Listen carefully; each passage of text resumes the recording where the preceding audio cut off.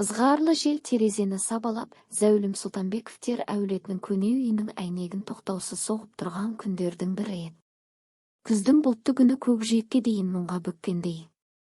Тыныштықты тек желдің гуілі ғана бұзады. Дәл осы күн жесір қалған Ақнұрдың өмірін түбегейлі өзгерткен, тіпті оны қараңғылық пен жалғыздыққа толы болашақтан арашалап қалған күн болды. Күйеуі құрметті сәулетші Есжан дүниеден өтіп кеткен соң, Ақнұр үлкен үйде жалғыз қалды. Бұрын мұнда күлкі мен шу, балалардың шаттанған дауысы, шулы отбасылық кештер мен мерекелер толған еді. Бұл үй махаббаттың, отбасының және ұрпақ жалғастығының белгісі болатын. Енді әулеттің өмірі басқа бағыт алды. Балалары осы жерде өскенмен, қазір шет елге қоныс аударып, онда отбасылық бизнесті жүргізіп жатыр. Немерелері ата-әжесінің қасында емес, мүлде басқа елде, басқа елдің мәдениетін бойларына сіңіріп, өзге тілде сайрауда. Есжан бұл жағдайда ауыр қабылдады, өйткені дәл осы кең үйді, жарық пен жайлыққа толы орынды, үлкен, бірліктегі отбасының екенін ылғай. Ол үйді балаларсыз, балалардың күлкісі жоқ күйде елестете алмайтын. Оның жүрегі осы үшін де көп қысылатын еді. Ауруханада жатқанда ол сүйікті жарының қолын алып сыбырлай сөйледі. Егер маған бірдеңе болса, уәде берші. Үйді сатпа. Оны балалар үшін сақта. Олар қайтып келетін орынның бар екенін білсін деген. Бұл сөздер қарапайым сөздер емес, Ақнұр үшін күйеуінің аманаты, өмірлік мағынаға айналды. Бір жылдан кейін Есжан екінші жүрек талмасынан мәңгіге келмеске кетті. Қайғының соңғы сәтінде тағы да сыбырлай қайталаған еді. Ақнұр үйдің түтінін сөндірме деген сөзі оның соңғы сөзіне айналды. Жүрегі әлденені сезді ме екен? Күйеуінің соңғы аманаты Ақнұрдың жүрегіне мәңгілік із қалдырды. Қаралы жағдайға балалар мен немерелері келді. Алайда олардың келуі жүрекке жылу емес, парызды орындау секілді суық әрі ресми көрінді. Туыстары шетелде тұратын оларға суық көзбен қарап, тіпті өкпе білдіргендей еді. Кеш түскенде ұлы мен қызы анасына үйді сатып, өздерімен бірге ілесуді ұсынды. Олар сол елдің сұлу табиғатын, жеңіл әрі бейбіт күндерін, жақындық пен жылы жүзділікті әңгімелеп сендірмек болды. Бірақ Ақнұрдың жауабы жұмсақ танық болды. Әкеңе уәде бердім. Мен тірі кезімде бұл үй қараусыз қалып, ошағы сөнбейді, сатылмайды. Бұл оның жүрегінен қалған соңғы аманат, мен үшін ең қымбат нәрсе деді. Ұлы анасына көзінің қиығымен қарап, әкеміздің аманатын бағалаған сізге алғыс айтамын, рахмет, анашым деді. Балалар кеткен соң Ақнұр жалғыз қалды. Кең үй, бұрынғы өмірдің шуағы мен күлкісі, енді бір әйелге тым кең, тым шексіз болды. Ақнұр көп қызметшілерін босатып, тек сенімді үй жинаушы мен күзетшіні қалдырды. Күйеуінің компаниясын басқару көп уақыт алмайтын. Таңертең орынбасармен қысқа кездесіп, хаттар мен тапсырмаларды қарап, түскі үзіліске дейін бос болатын. Бірақ үйге оралғысы келмеді. Ол қаланың көшелерінде ұзақ серуендеп, дүкендер мен кафелерге кіріп, уақыт өткізуге тырысты. Үйдің әрбір бұрышы күйеуінің еске түсіретін, ескі елеске толы еді. Бір күні көшеде серуендеп жүргенде көзі жарнамаға түсті. Жалғыз баста елге жалдап тұруға, үй иесімен бірге тұратын бөлме беріледі депті. Ақнұр бұл жарнаманы көріп ойланып қалды. Мен де кең үйімнің бос бөлмелерін жалға берсем болады екен ғой. Жалғыз өзім тұрғанша осылай жасайын деп бел буды. Көп ұзамай үйге екі студент қыз қоныстанды, олар қыздың бөлмесін алды. Ақнұр сол бөлмені мини-отельге айналдырған еді. Жастықтың шуылы үйді жылтып, отбасының бұрынғы өмірін еске түсірді. Бірақ Ақнұрдың өміріндегі шынайы өзгеріс Ахмет Жалелұлы есімді жігіттің келуімен басталды. Ол әскери медициналық академияда аспирантураны тәмамдап, докторантураға дайындалып жүргенді. Облыстық аурухананың кардиология бөлімінде жұмыс істейтін бұл жігітке ондағы әйелдердің бәрі қызығатын. Түрі араб ханзадасындай көркем, қара көзі, түнгі көлеңкедей терең әрі жұмбақ, сенімділігімен өмірге деген анық мақсаты кез келген жанды еліктіретін. Ахметтің жүрегімен іздегені сырт келбеті патшайымға ұқсайтын, өмірден өткен, парасатты әйелі. Ол жасы үлкен болса да Ақнұрдан дәл сондай жанды тапты. Үлкен үйдің иесі, өмір сыннан өткен табысты бизнес иесі Ақнұр оған нағыз серік болатындай көрінді. Ахметке кішкентай баланың мазасыздығы, жүргек пен ұйқысыз түндер қажет емес еді. Ол кезеңдер Ақнұрдың өмірінде әлдеқашан артта қалған. Ахмет бұл үйге алғаш аяқ басқанда өзін еркін сезінді. Бәрі тап-таза тұрған. Тек анда-санда студент қыздардың күлкісі ғана оның ішкі тыныштығын бұзып жіберетін. Уақыт өте келе Ахмет Ақнұрдан студент қыздарды шығаруын сұрады. Ол 2 бөлмені де алғысы келді. Ақнұр бас тартуға дәрмені болмады. Қалай көніп қалғанын өзі де білмеді. Қыздар кетіп қалған соң Ахмет үйдің толыққанды тұрғыны ғана емес, біртіндеп иесіне айнала бастады. Ол тек 2 бөлменің ақысын ғана емес, үйдің коммуналдық шығынының жартысында төлеп отырды. Үй қызметкерлеріне де жомарттық танытты. Ақнұр өз сезімдерінің қалай өзгеріп бара жатқанын байқамайда қалды. Екеуінің арасындағы байланыс әлдеқашан өзгеше бола бастаған.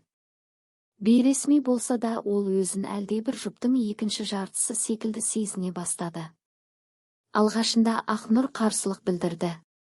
Ахмет, менің жасым сенен әлдеқайда үлкен. Біз көшеде бірге жүрсек, бәрі таңырқай қарайтын шығар деді. Жігіт тек жылы жымиып қойды. Әрине, біздің махаббатымызға қызыға қарайды. Бұның несі жаман? Өзіне күтім жасайтын, көркем, ақылды әйел ғана нағыз мейірім мен махаббатқа лайық емес пе? Әсіресе ол махаббат өздігінен жетілген, білімді әрі табысты ер азаматтан болса. Ең бастысы, мен сіздің ақшаңызға мұқтаж емеспін. Егер ондай ойым болса, сіз әлдеқашан мені бұл үйден қуып шығар едіңіз ғой, деді. Бұл сөздер Ақнұрдың жүрегіне сенім ұялатты. Ол енді жұрттың сынына үнсіз мойынсұнбайтын болды. Қай жерде ишара, қай жерде астарлы сөз айтылса да, ол батыл жауап қайтаруға үйренді. Біз бір-бірімізді шынайы бағалаймыз. Ол менің байлығы қарап қалған адам емес. Ол өз өміріне жауап бере алатын адам. Шынын айтсам, ол маған өзімнен де көп нәрсе арнайды, деп айтып тастайтын жөн айтқан жандарға. Шынында да көп ұзамай Ахмет үлкен жетістікке жетті, оны облыстық аурухананың кардиохирургия бөлімінің меңгерушісі етіп тағайындады. Осы қуанышты жаңалықты бірге атап өту үшін ол Ақнұрға өзінің туған еліне саяхатқа шығуды ұсынды. Шығыс елінің сұлулығын 2 күнде толық түсіну мүмкін емес еді, бірақ көргеннің өзі-ақ Ақнұрға көп нәрсе ұғындырды. Бұл жерде адамдар шынайы сән-салтанатпен өмір сүрген. Барлығы оған тым асыра, көзге оғаш, кейде тіпті бейберекет көрінді. Бірақ ол еш нәрсеге төрелік етпей, ертегі көріндей үнсіз бақылап жүрді.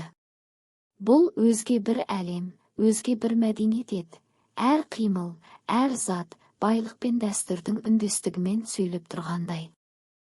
Үйге оралғанда Ақнұр терең тыныс алды. Бұл жеңілдік жай ғана ұзақ ұшудан не климаттың ауысуынан емес еді. Ол өз туған топырағына қайта оралғанына шын қуанды. Балалар мен немерелері алыста болғанымен кейде жалғыздық жүректі сыздатса да, ол анық білді. Туған жерден кету күйеуінің аманатына, оның арманы мен тұрғызған үйінің рухына опасыздық жасау болар еді. Терезе алдында тұрып, ескі бауға көз тастап, Ақнұр бір сәт ойға шомды. Кезінде сол бақта балалары ойнап күлкіге толы күндер өткен. Осы жерде менің тамырым бар. Осында менің ғұмырым қалды. Осында менің махаббатым, менің өткенім, менің болмысым деп өздігінен күбірледі. Әрине, Ақнұр балалар мен немерелерін сағынатын. Олар келгенде үй кенеттен шаттыққа, күлкіге, естеліктерге толып кететін. Әр сапар нағыз мереке секілді еді. Бірақ бұл мерекелер тым қысқа болатын. Олар тез арада қайтадан өз шетелдік өмірлеріне аттанып, арттарында тек құшақтың жылуын, алшақтықтың сызын ғана қалдырып кететін. Бір күні Ақнұр үйіне жаяу қайтып келе жатты. Бұл әдет оған күйеуі дүниеден өткеннен кейін күндерін босқа өткізбей, серуенмен толтыру үшін қалыптасқан болатын. Кенеттен үйінің темір қақпасы маңында екі баланы көріп қалды. Бірі ұл, бірі қыз. Екеуі шамамен 9-10 жаста болар. Киімдері өте жұпыны болғанмен, бір-бірін қуалап ойнап жүр. Еш нәрсеге уайымдамайтын бала көңіл-ай десеңші. Ақнұр жақындап барып танысты. Бұл екеуі әпкесі мен інісі екен.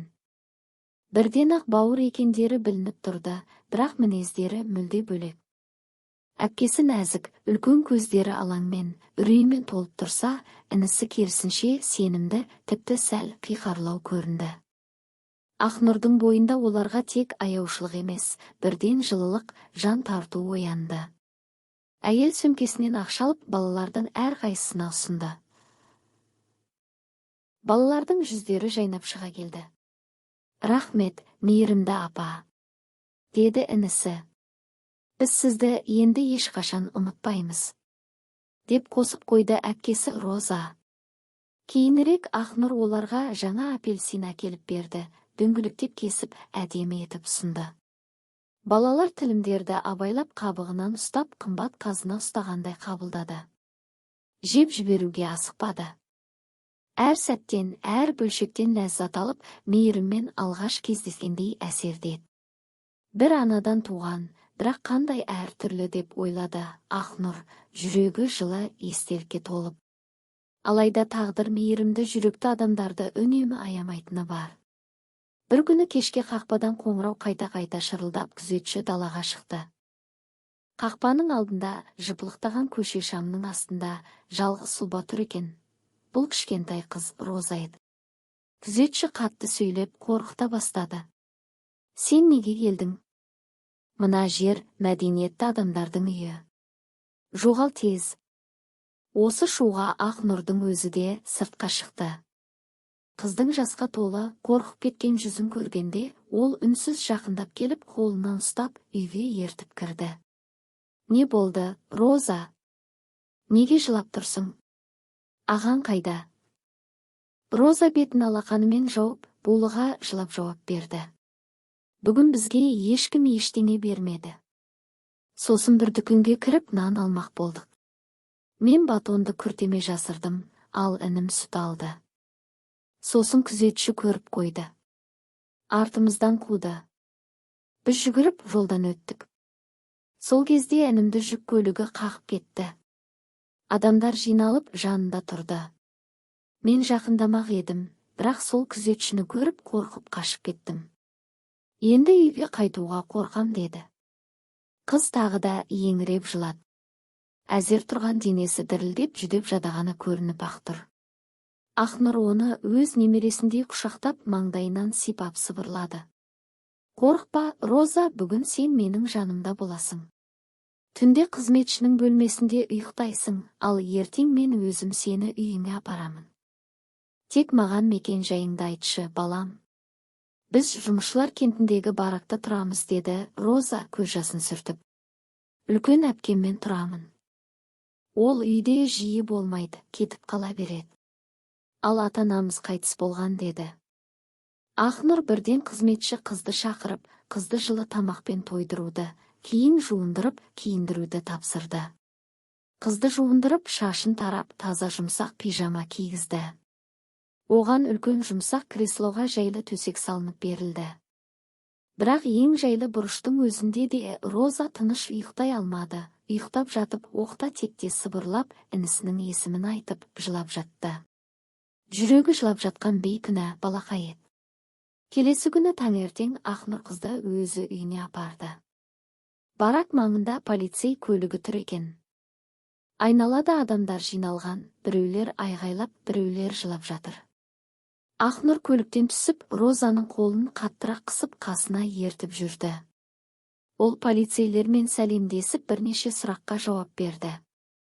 Сол сәтте Роза артына бұрылып, көзінен жас шыққан күйі қол бұлғады.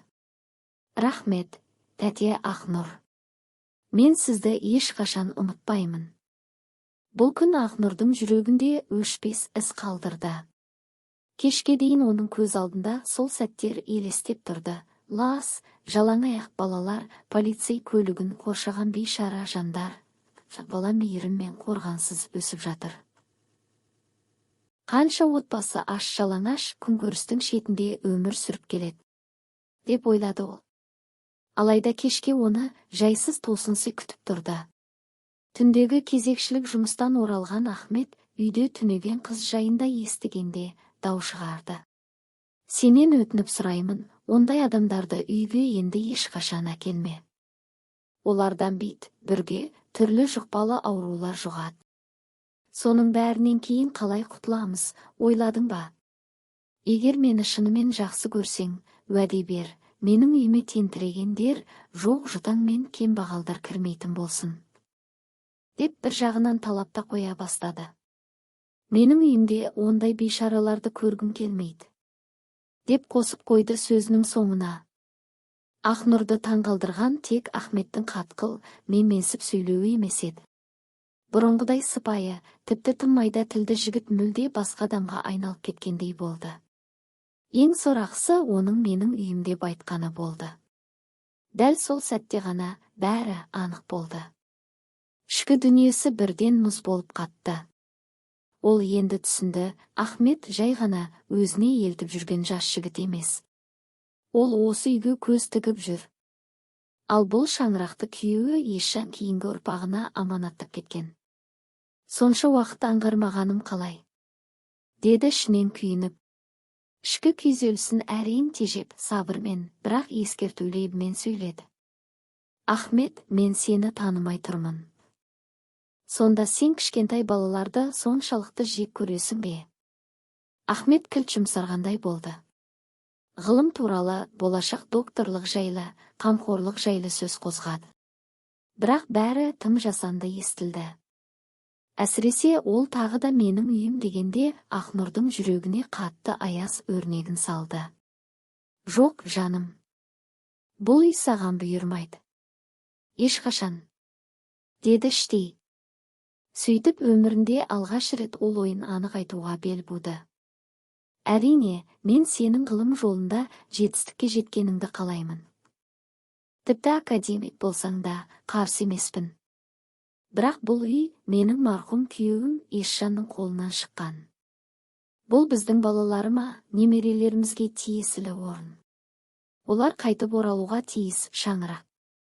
Бұл үй сен сияқты жас ғашықтың меншігіне айналатын жер емес. Мен енді көзімді аштым. Сен бұл жерге үй үшін ғана келгенсің деп айтып болғаны сол екен, жүрегіне салмақ түсті. Ақнұрдың көз шарасы үлкейіп, қолын кеудесіне апарды да, денесі шаншып құлай бастады. Ахмет оны ұстап алып креслоға отырғызды. Бірақ ол тіпті отыруға шамасы келмей, ақырын сырғып, еденге құлай берді. Ахмет шұғыл түрде күзетші мен қызметшіні шақырып, әйелді көлікке жеткізуге көмектесуді бұйырды. Ауруханаға апара сала, оны тікелей кардиохирургия бөліміне жеткізуді тапсырды. Персонал оның лауазымын жақсы білгендіктен бірден әрекетке кірісті. Бірақ дәл сол сәтте Ахмет бір сәтке тұрып қалды. Ординатор бөлмесінде дәрігерлердің дауысы естілді. Стенттеуді бастаймыз ба? Қан айналымы әлсіз, уақыт аз. Бірақ Ахмет үндемеді. Жауап бере алмады. Оның санасында, егер Ақнұр тірі қалса, оның ауырып қалғанына менен күдіктенеді. Ал егер ол жүре алмайтын халге түссе, менің өмірім тозаққа айналады деген ойлар тұрды. Бәрі осы жерден бұл керек. Қақпас әйелдің көзін құртуым керек деген су ой санасын жайлап бара жатты. Сөйтті де арам ойын іске асыру үшін дәрінің мөлшерін көбейтіп тастап, есікті жауып шығып кетті. Дәл осы кезде палатада жатқан Ақнұрға көк тамыры арқылы дәрі құйылып жатқан еді. Бірақ Ақнұрдың көрер жарығы бар екен. Ол сәл есін жиып көзін ашты. Қайда жатқанын, кім әкелгенін анық түсіне алмай тұрды. Жанары бұлдырлап көзін әрең ашып еді. қасында кішкентай Роза тұр жыламсырап. Ақнұр апа, ауырып қалдыңыз ба? Ауруханаға түсіп қалғаныңызды әпкем айтты деді. Мен бірден жүгіріп шықтым. Мені белгісіз бір күш осы жаққа сүйреп алып келді. Терезеден түсіп сізді оятпақшы болып едім. Аяғым шалынып, мынау темір құлап кетті деді, система орнатылған құрылғыны көрсетті. Сосын мен сізді қайта-қайта түртіп оятып алдым деп тұр мұрнын бір тартып қойып. Ақнұр қыздың нәзік қолын ақырын қысып бір сөз айтуға оқтала берген. Алайда дәл сол сәтте монитордың суық дыбысы бөлменің тыныштығын жарып өтті. Көрсеткіштер күрт төмендеді. Дәрігерлер жанталаса жетіп келгенде бөлменің іші абыр-сабыр күйге түсті. Ал сол сәтті пайдаланған Роза үнсіз ғана терезе жаққа ұмтылып тағы да ғайып болды. Тағы да сол таныс жол, тағы да қашып кеткен бейне. Сол күннен кейін талай уақыт өтті. Ақнұрдың Ахметпен байланысы мүлде үзілді. Іштей үміт еткенмен, ол үнсіз кеткен жаннан бірдеңе күткен жоқ. Ал Роза, ол тіпті басқа тағдыр, басқа хикая. Ақнұр оның қамқоршысы ғана емес, шын мәнінде ұстазы, сырласы, анасы болды. Роза енді қаңғырып жүрген қыз емес. Ол мектепке барды, жаңа киім киіп, өзінің шынайы бейнесін тапты. Жылы үйдің бір бұрышында емес, дәл ортасында шаңырақтың бөлшегіне айналды. Әуелгіде жүрексініп, өзін бөтен сезінетін. Өз орнын таппағандай күй кешетін. Бірақ уақыт деген емші ғой, біртіндеп үйдің тынысы, дастархан иісі, Ақнұр. Бір күні кешкілік терезеден күннің соңғы сәулесі төгіліп тұрғанда, Ақнұр Розаның шашынан сипап, оның жүзіндегі мұңды көздерге ұзақ қарап тұрып. Қызым, сенің көзіңде тағдырдың көлеңкесі бар. Бірақ дәл сол көлеңке сені ерекше етеді. Сені бұл өмір өзі таңдап алған деді сыбырлай. Даусында мейірім мен сенім бар еді. Ана жүрегінен шыққан сөздер жүрекке дөктейді. Сол сәтте Роза алғаш рет кішкене ғана жымиып көзін тайдырмай қарады. Бұл үндемеген алғыс еді. Жаны жабырқау болғанымен, енді ол жалғыз емес екенін білді. Роза мектепті үздік бағамен үлгілі оқушы ретінде тәмамдады. Соңғы қоңырау соғылған сәтте Ақнұр оның артынан ұзақ қарап қалған еді. Бойжеткен қыздың иығындағы нәзік сенімді, жүрегіндегі шексіз күшті көрді. Сол күннен кейін көп ұзамай Роза медицина университетінің мемлекеттік грантына ие болды. Таңдауында күмән жоқ еді, ол жүрекке жол тартты. Жоқ, бұл жай ғана ағза емес еді, бұл адамдардың шынайы болмысы, шемен боп қатқан мұң мен үміті мекені болатын. Роза кардиохирург болуға бел буды. Бұл шешім жай ғана мамандық емес, өмірлік жол еді. Ол жүрек арқылы адамды емдегісі келді. Өйткені өзі де бір кездері жүрегінде жарамен өмір сүрген. Адамдардың жүрегін сауықтыру арқылы өз жанында жазып келе жатқанын өзі де байқамай қалды. Қызығы, студент кезінен бастап тәжірибеден өткен жері дәл сол аурухана еді. Терезеден түсіп Ақнұр апасын аман алып қалған жер. Сол бір сәт оның тағдырын күрт өзгертті. Жылдар өтті. Роза кәсіби тұрғыда шыңдалды. Білікті, сабырлы, адамдармен сөйлескенде жанын ұғатын ерекше дәрігер атанды. Бірақ жеке өмірі ұзақ уақыт жабық қалды. Жүрегінде бала күннен қалған жаралар бар еді, өзі айтпаса да Ақнұр бәрін білді. Ол қызын асықтырған жоқ, ешқашан уақытың өтіп барады демеді. Ақнұр тек бір нәрсені ұқты, Роза алдымен өзін, содан соң ғана өмірін ретке келтіргісі келді. Оған сенуге дайын болу үшін алдымен өз ішіндегі қорқыныштармен бетпе-бет келу керек еді. Тұрмысқа кеш шықты. Бірақ тағдырдың кешігіп берген сыйы ерекше болады дейді ғой. Күйеу жігіт Ақнұрдың туған немересінің жақын досы. Жан дүниесі тап-таза, парасатты, сабырлы, көп сөйлемейтін, бірақ терең ойлайтын адам. Ол Розаның үнсіздігінен мағына, көзқарасынан сезім ұқты. Екеуі бір-бірінің жарасын жыртпай, жаймен емдейтін, сөзсіз түсінісетін серіктерге айналды. Көп ұзамай олар бірігіп аурухана ашты. Бұл тек медициналық мекеме емес, нағыз мейірім ордасы болды. Мұнда көп балалы отбасыларға, жағдайы төмен жандарға, тағдыр соққысын көргендерге тегін қызмет көрсетіледі. Өйткені бала күнгі қиын күндерін ұмытқан емес. Ақша емес, жан шырағы басты орында тұрған жер. Ақнұр бұл бастаманы көріп көзіне жас алып: «Сен тек жүрек емдейтін дәрігер емессің, жан емдейтін адамсың», деді бірде. Роза өмірінің ең күрделі, ең қараңғы түкпірінен сәуле жасап шыққан жан. Кезінде айналасынан жарық іздейтін жан енді өзі жарыққа айналды. Ақнұр қартайып, шашына ақ қырау түсіп, қолының дірілі күшейе бастағанда, шетелдегі туған бала-шағасынан хабар-ошар тіптен сирей бастады. Хал жағдай сұрау үшін де өте сирек хабарласады. Әне барамыз, міне барамыз деген уәделер уақыт өте өтірікке айнала бастады. Бірақ Роза қалды. Әйтпесе оның да үлкен үй салып бөлек кетуіне жағдайы жетеді. Тіпті шетелдегі өмірге қызығып, сол жаққа асып кетуіне де болатын еді. Бірақ Ақнұр апасының жанынан қадамда алыстамайды.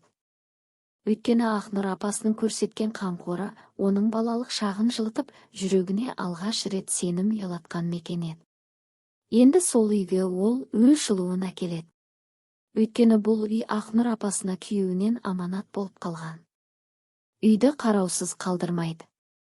Ол Ақнұр апасының жанына серік болып қана қоймай, жүрегіне жарық сыйлады. Тіпті немере сүйгізіп, шаңырақтың шаттығын еселеп, сәби күлкісін қайта естіртті. Ақнұр үшін бұл өмірдің қайта көктеуімен бірдей еді.